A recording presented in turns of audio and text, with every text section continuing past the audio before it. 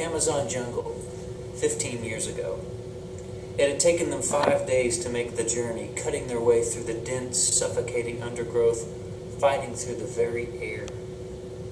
It hung heavy and moist and still all around them. Trees as tall as cathedrals surrounded them, and a strange green light, almost holy, shimmered through the vast canopy of leaves. The rainforest seems to have an intelligence of its own. Its voice was the sudden screech of a parrot, the flicker of a monkey as it was swinging through the branches overhead. It knew they were there.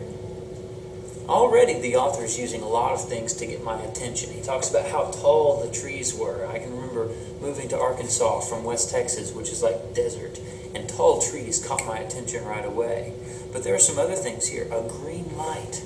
That's how tall the trees are. The sun has to pass through those green leaves.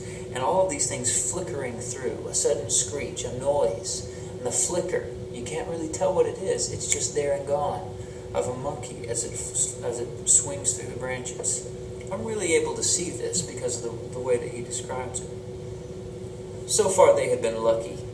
They had been attacked, of course, by leeches and mosquitoes and stinging ants, but the snakes and scorpions had left them alone. The rivers they had crossed had been free of piranhas. They had been allowed to survive.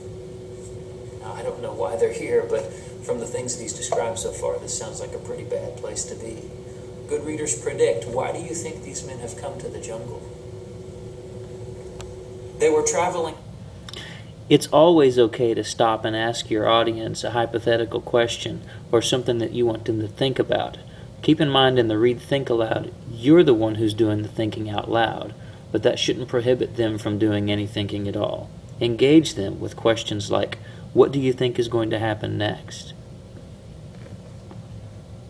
Light.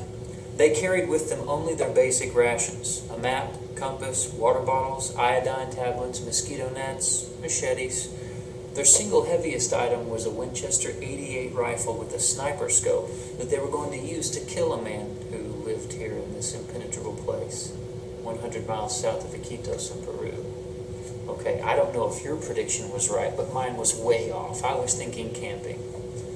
Assassination is an entirely different game. The two men knew each other's names, but they never used them. It was part of their training. The older of the two called himself Hunter. He was English, although he spoke 7 languages so fluently he could pass himself off as a native of any country he found himself in. He was about 30, handsome, with the close-cut hair and watchful eyes of a trained soldier. The other man was slim, fair-haired, and twitching with nervous energy. He had chosen the name Cossack. He was just 19 years old, and this would be his first kill. So maybe I can't picture these guys as well as I can the jungle that they're in right now, but I do get the idea of an experienced guy and a young kid, and they're both trying to do the same job, and one's teaching the other. It's a mentor relationship. Both men were dressed in khaki. I can picture that. Standard jungle camouflage.